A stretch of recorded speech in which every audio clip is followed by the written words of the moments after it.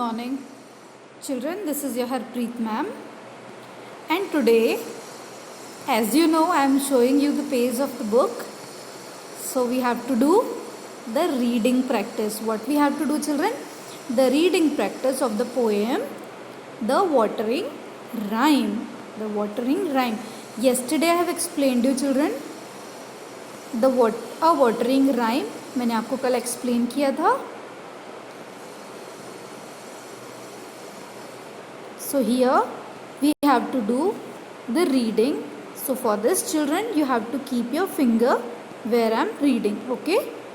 पहले आपको सुनना है ध्यान से and then you will repeat after me.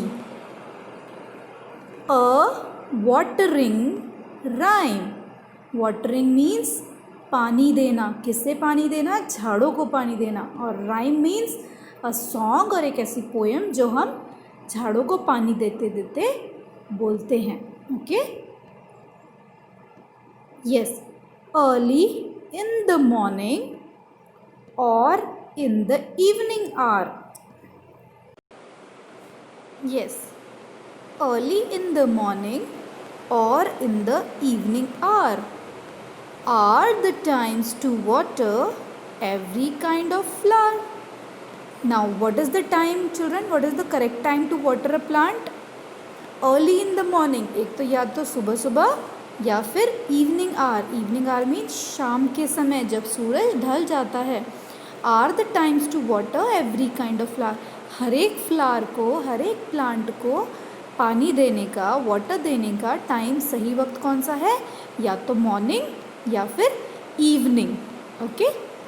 Watering at the noonday when the sun is high doesn't help the flowers, only make them die. Children, अगर आप noonday मतलब दोपहर को जब धूप होती है, जब सूरज चमकता है, उस टाइम पे अगर आप पानी दे रहे हो झाड़ों को, तो वो उनको कोई हेल्प नहीं करता. वो क्या करता है? वो सिर्फ उन्हें मारता है. वो मर जाते हैं झाड़. अगर आप उनको दोपहर में पानी डालोगे तो वो क्या करेंगे? झाड़. Should never give water to the plants in the noon day. Noon day मतलब दोपहर के वक्त पानी नहीं देना चाहिए झाड़ों को. ये उन्हें मार देता है. So again we will read. Early in the morning or in the evening are the times to water every kind of flower. Watering at noonday when the sun is high doesn't help the waters, only makes them die. Now we will see the next page, children. Also, when you water at the roots. अब ये चीज़ भी आपको हमेशा याद रखनी है कि जब आप पानी दे रहे हो तो कहाँ पानी देना चाहिए, children? You have to water at the roots. Roots means झाड़ों की जड़ों को पानी देना चाहिए. जहाँ पे जो सॉइल में रहती हैं वो जड़ों को पानी देना चाहिए, मतलब नीचे. Flowers keep their mouths where. We should wear our boots. अब फ्लावर्स का माउथ कहाँ होता है, चिल्ड्रन? जो प्लांट्स होते हैं उनका माउथ कहाँ होता है? उनका माउथ होता है जहाँ पे हमारे बूट्स होते हैं, जहाँ पे हम खड़े होते हैं, सॉइल में उनका माउथ होता है. तो हमें पानी कहाँ देना चाहिए? हमें पानी नीचे ज़मीन में उनकी जड़ों में देना चाहिए जहाँ पे उनका माउथ है. Soak the earth around them, then through all the heat the flowers will have water for their thirsty feet. वो कहते हैं कि जो उनके पास की ज़मीन होती है, जो जैसे झाड़ के पास में जो ज़मीन होती है, उसमें पानी देने से क्या होता है? जितनी भी हीट होती है वो सारी हीट चली जाती है, वो सारी हीट एब्जॉर्ब हो जाती है. और जो अर्थ है वो क्या करती है? वो पूरे पानी को एब्जॉर्ब करती है अपने अंदर और हीट को निकाल देते हैं. The flowers will have water for their thirsty feet. Flowers क्या करते हैं? वो जो वाटर है उसको कहाँ लेके जाते हैं? अपनी थर्स्टी फीट तक लेके जाते हैं. So like this way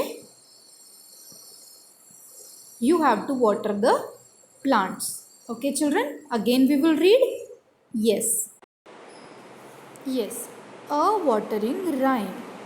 early in the morning or the evening hour are the times to water every kind of flower. Watering at noonday when the sun is high doesn't help the flowers, only make them die. Also, when you water at the roots, flowers keep their mouth where we should wear our boots. Soak the earth around them, then through all the heat, the flowers will have water for their thirsty feet. So children, who has written this poem? P.A. Ropes. This is the name of the poet. Now children, some new words we have seen over here. R means जैसे हम हिंदी में घंटे कहते हैं, that is R. Then watering means पानी देना, झाड़ों को पानी देना. Noonday means दोपहर का वक्त जब धूप बहुत तेज़ होती है. Boots means जो हम शूज़ पहनते हैं, that is boots. Soak means absorb कर लेना, पानी को पूरा सोख लेना, अपने अंदर एब्जॉर्ब कर लेना. जैसे स्पॉन्ज क्या करता है, अगर आप उसको पानी में डालोगे तो वो क्या करेगा, पूरे पानी को अपने अंदर सोख कर लेगा. ऐसे ही अगर आप धरती में ज़मीन में पानी देते हो तो वो क्या करती है, अपने अंदर पूरे पानी को सोख कर लेती है. हीट मीन्स गर्माहट, पृथ्वी की जो गर्माहट होती है, that is heat in this poem. Now children, come on next page, page number 116. See this page, you have to keep your pencil in your hand. See, place the letters in the right order to form the names of the flower. अब यहाँ पे क्या है, ये जो jumble letters हैं, jumble words दिए हुए हैं, इन जंबल वर्ड्स को आपको प्रॉपरली अरेंज करके लिखना है ताकि एक फ्लावर का नेम बन जाए. क्या बन जाए, एक फ्लावर का नाम बन जाए. So see, I have written. This is first one is sweet pea. ये एक फ्लावर होता है, sweet pea. Then number 2 marigold. ये तो आपने देखा है, गेंदे का फूल. Then number 3 jasmine. Then number 4 our national flower lotus. Then number 5 mogra. Then number 6 dahlia. Number 7 phlox. Number 8 pansy. Number 9 hibiscus. These are the flowers. I have arranged the letters properly. You have to also arrange like this. First is sweet pea, marigold, jasmine, lotus, मोगरा, डालिया, फ्लॉक्स, pansy, hibiscus. These are flowers. Okay children, so you have to write. Now children, come on next page.